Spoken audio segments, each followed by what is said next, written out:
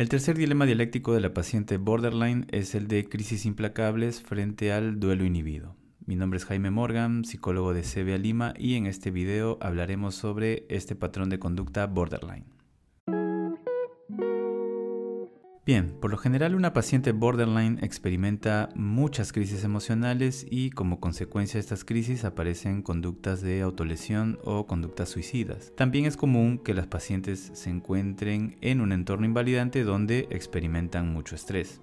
A las pacientes se les dificulta el no tener una respuesta intensa frente al estrés y estas respuestas intensas y constantes obviamente debilitan emocionalmente a estas pacientes. Debido a que su vulnerabilidad emocional impide que la paciente se calme rápidamente después de una situación emocional, cuando llegue luego otra situación estresante, esta la encontrará con menos recursos para asumirla, haciendo que su irritabilidad vaya en aumento conforme se vayan presentando conflictos o situaciones estresantes. Aquí, la poca tolerancia al malestar de la paciente hace que ella responda con conductas disfuncionales que, por lo general, o duplican o triplican sus problemas.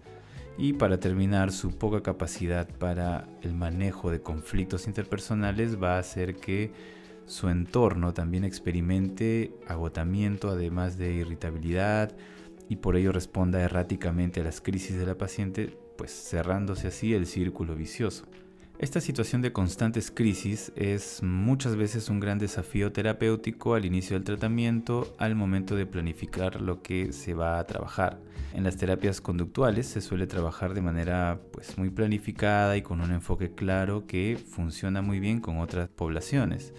Pero en el caso de pacientes borderline puede ser realmente difícil intentar planificar un tratamiento cuando hay muchas crisis emocionales que en muchas ocasiones presionan tanto que cambian el foco de atención de la terapia. Lo que fue un problema para trabajar la semana anterior puede ya no serlo para la paciente en esta semana y más bien ella quiere hablar o discutir nuevos problemas. Este desenfoque va a entorpecer definitivamente el tratamiento. Debido a esto, en DBT se propuso como solución dividir el tratamiento en 2 sesiones separadas. En una de ellas se abordarían las crisis semanales y en otra se enseñarían habilidades conductuales ya de una manera más programada, para que la sesión destinada al aprendizaje de habilidades no se preste como para que la paciente quiera profundizar en sus propios asuntos, sino más bien se pueda enfocar en el objetivo de esa sesión, que es aprender.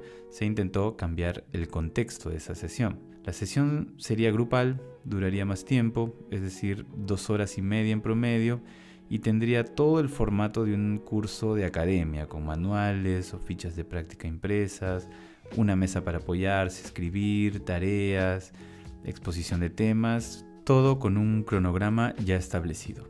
Con esto sería muy difícil que la paciente no cumpla con la estructura de la sesión. A esta sesión se le llamó entrenamiento en habilidades DBT y el hecho de hacerlo grupal trajo ventajas como, por ejemplo, hacer que la paciente, a pesar de que quizás no esté motivada o no se sienta bien ese día, pueda contagiarse por la presión grupal para que cumpla con la sesión de todas maneras. Además, la paciente puede motivarse a trabajar con otras personas que sufren y pasan lo mismo. Sin embargo, esto es adaptable en DBT. Linehan considera que a pesar de que un grupo de habilidades tiene, como mencioné, grandes ventajas, no es esencial para llevar a cabo un entrenamiento. Linehan abre la posibilidad aquí de que un equipo terapéutico sea creativo y flexible. Un entrenamiento puede bastar con 2 o 3 personas o incluso puede hacerse de forma individual. La idea es que mientras que a la paciente le quede claro que las sesiones tanto individual como de entrenamiento tienen objetivos distintos,